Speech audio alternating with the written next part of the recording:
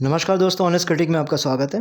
दोस्तों अभी रिसेंटली जो राउंड टेबल डिस्कशन हुआ था ऐश के साथ, तो उसमें उन्होंने मार्केटिंग कैंपेन को लेके जो अपडेट दिया था, तो उसमें ये कहा गया था कि जो मार्केटिंग कैंपेन होगा उसमें सब लोग नहीं कमा पाएंगे। तो बहुत सारे मेरे टीम मेंबर्स भी उसमें से कॉल करके पूछ रहे थे कि भाई क्या सीन है, मतलब कितनी कमाई होगी, क्या होगी, होगी नहीं होगी।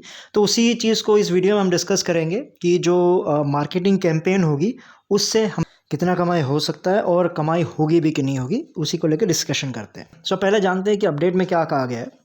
तो अपडेट में बोला गया था कि जो ऑन पैसिव है, no longer naive, so not everyone will make money from marketing campaign. मतलब नाइव का मतलब जिनको नहीं पता मैं बता दूं, नाइव का मतलब होता है कि ऐसे तो जनरल टर्म में इनोसेंट बोला जाता है, मतलब अनाड़ी टाइप का। तो वो ये कहना चाह रहे हैं कि ऑन पैसिव है, अब इनोसेंट नहीं रहा है, अनाड़ी नहीं रहा है। तो इस वजह से अब वो सही तरीके से जो मार्केटिंग कैंपेन का जो पैसा है वो उसको डिस्ट्रीब्यूट करेगा, जिस वजह से सबको जो पैसा है, जो उसमें से जो कमीशन मिलेगा वो सबको नहीं मिलेगा। तो अब इसका क्या मतलब है? तो ये जो अपडेट है, ये जो स्टेटमेंट है, ये कहना क्या चाह रहा है उसको हम डिस्कस कर लेते हैं। देखिए, सबसे पहला जो उनका जो कहना था कि हम नो लॉन्गर नाइव है, यानी अब हम अनाड़ी नहीं रहे, इनोसेंट नहीं रहे। तो ये तो मैं भी समझ नहीं पाया हूँ किस संदर्भ में कहा गया है। तो मैं ये गैस कर सकता हूँ कि हो सकता है कि शायद मार्केटिंग करने के लिए बहुत सारे एलसी मेंबर्स को शायद पैसे दिए हो, या फिर जो कुछ यूट्यूबर्स को दिए हो, तो उसके थ्रू उन्होंने मार्केटिंग करने की कोशिश की। शायद रीसेंट टाइम में उतना फ़ायदा नहीं हुआ होगा, तो उस वजह से शायद वो कह रहे होंगे कि हम अब नो लॉन्गर नाइव, यानी हम अब अनाड़ी नहीं रहे। क्योंकि देखिए, और कोई दूसरा रीज़न क्या हो सकता है? पहले तो किसी को बोनस बांटा है नहीं, किसी फाउंडर को 1 रुपया तो दिया है नहीं। तो इसमें मैं खिलाड़ी तू अनाड़ी होने की तो कोई बात रह ही नहीं जाती है, राइट? क्योंकि पहले जब कुछ दिया ही नहीं तो पहले कोई गलती हुई नहीं होगी। जब कोई गलती हुई नहीं है तो अब हम no longer naive, no longer अनाड़ी कहने का कोई रीज़न बनता नहीं है। सिंपली मैं उस लाइन को इग्नोर कर देता हूँ, क्योंकि जो चीज़ ज़्यादा ही गैस करना पड़े तो उसको उसके पीछे पड़ के फ़ायदा है नहीं। तो दूसरा लाइन क्या कहता है कि not everyone will get the money.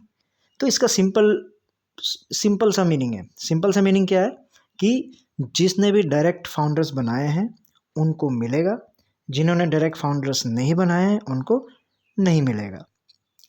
यानी जैसे चेन सिस्टम की तरह जो है, मतलब आपके नीचे के नीचे नीचे के नीचे उस तरह से नहीं मिलेगा।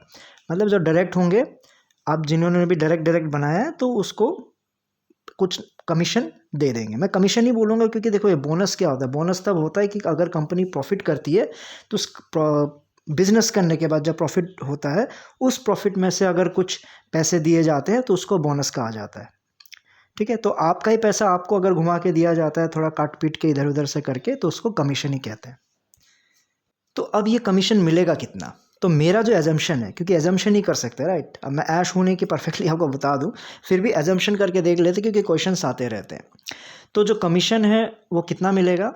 तो मेरा जो बिज़नेस मॉडल को देख के जो मेरी जो अंडरस्टैंडिंग है, मेरा जो गेस है वो ये है कि जो पुराने जो उम्मीद कर रहे हैं, यानी जिन्होंने बहुत सारे डायरेक्ट्स बनाए हुए हैं, राइट? बहुत सारे फाउंडर्स ने डायरेक्ट बना के रखे हुए हैं, उनको जो शायद अगर उनको अगर कुछ दिल खोल के देना चाहे तो $2 से $10 तक के बीच में ही देंगे, उससे ऊपर देंगे नहीं। ठीक है? यानी आप मान के चलो 150 से 750 के बीच पर ज्वाइनी दे सकते हैं, अगर दिल खोल के देना चाहा तो। ठीक है?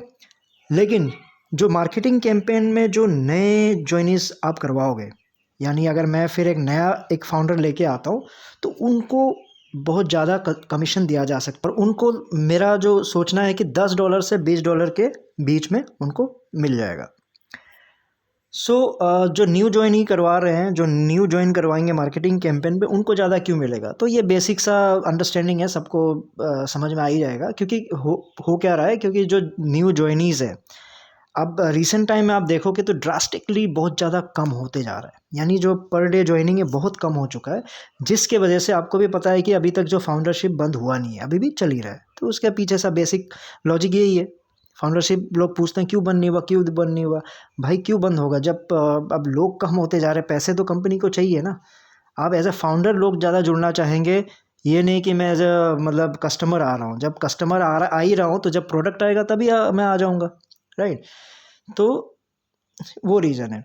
और उसके वजह से क्या हुआ, तो अब जैसे सेल्स बहुत ज़्यादा डिक्लाइन हो गया, फाउंडरशिप बहुत ज़्यादा डिक्लाइन हो गया है, बहुत ज़्यादा पहले से कम हो गया।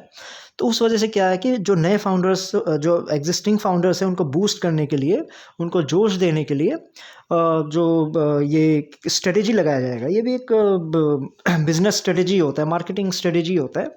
वो ये एक कैलकुलेशन करके चलेंगे कि अगर मेरे पास 12 लाख फाउंडर्स है, तो मैं उनको अगर अच्छा कमीशन देने का वादा कर देता हूँ, मान लो $20 देने की अगर $20 भी देने का अगर मैंने उसमें रख दिया ऑप्शन, तो 12 लाख में से अगर 5 लाख फाउंडर ने भी अगर एक एक करके एक एक सिंगल फाउंडर भी लेके आया, तब भी ऐश के पास 350 करोड़ आ जाएंगे। अगर 350 करोड़ आ जाते हैं, तो उसमें से मान लो $20 भी अगर मैं दे देता हूँ एज ए कमीशन, तो बहुत ज़्यादा 74 करोड़ का खर्चा है। तो बाकी पैसे मेरे पास फिर से आ जाएंगे, जो कंपनी के लिए फिर से यूज़ किया जा सकता है। ये मैं विदाउट जीएसटी की जो कैलकुलेशन मैंने आपको करके बता रहा हूँ। तो सिंपल सा लॉजिक यही है।